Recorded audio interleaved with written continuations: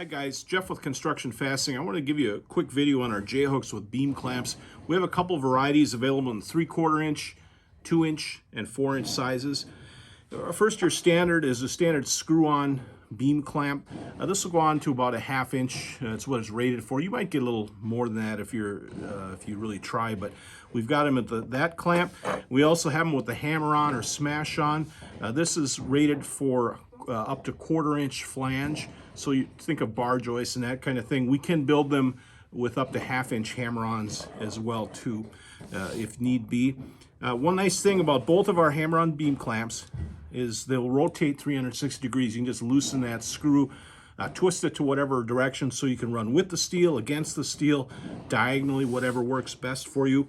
All of our J-hooks are UL listed, and now our JH series also comes with a plastic retainer strap on the 2 inch and 4 inch sizes. So there you have it. You can find them online at constructionfastening.net.